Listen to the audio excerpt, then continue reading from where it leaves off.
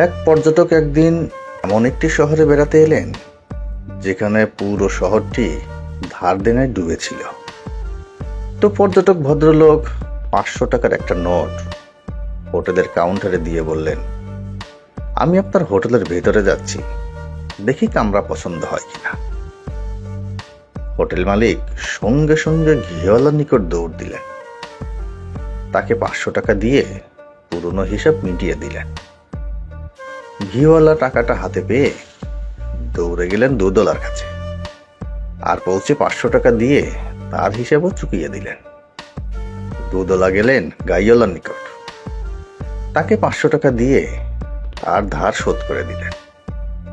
গাইওয়ালা দৌড়ে গেলেন ঘাসওয়ালার কাছে, 500 টাকা দিয়ে তার হিসাবও মিটিয়ে দিলেন। ঘাসওয়ালা টাকা হাতে আসতে ওই হোটেলে দৌড়ে এলেন। ওখানে তিনি মাঝে মাঝে ধারে খাবার খেতেন। হোটেলের মালিককে সেই 500 টাকা দিয়ে তিনি হাঁফ ছেড়ে বাঁচলেন।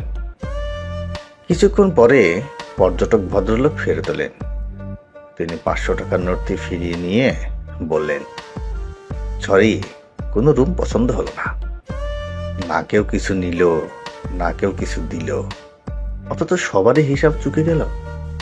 গোলমালটা কোথায়? আসলে কোথাও গোলমাল নেই, সবারই ভুল ধারণা হলো টাকাটা আমার। কিন্তু বাস্তবতা হচ্ছে পৃথিবীতে খালি হাতে এসেছেন, খালি হাতে ফিরে যেতে হবে।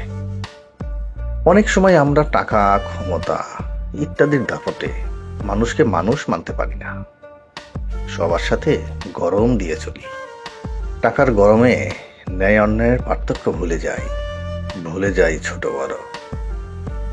কত নামি দামি পোশাক সুগন্ধি লাগাইয়া চলে, রাস্তায় সাধারণ মানুষকে তিরস্কার করি। টাকা কামানোর জন্য হালাল হারাম ভুলে যাই। সম্পদের পাহাড় গড়ার পরেও আরো চাই করতেই থাকি। দিন শেষে যখন মৃত্যু এসে আমাদের ধরে ফেলে, তখন আর কিছুই করার থাকে না। টাকা পয়সা, ধন সম্পদ, বাড়ি গাড়ি কোনো উপকারে আসে না, সব পড়ে থাকে। কাছের মানুষগুলোর স্বার্থপরতার মতো তড়িঘড়ি করে কবরে রেখে আসে।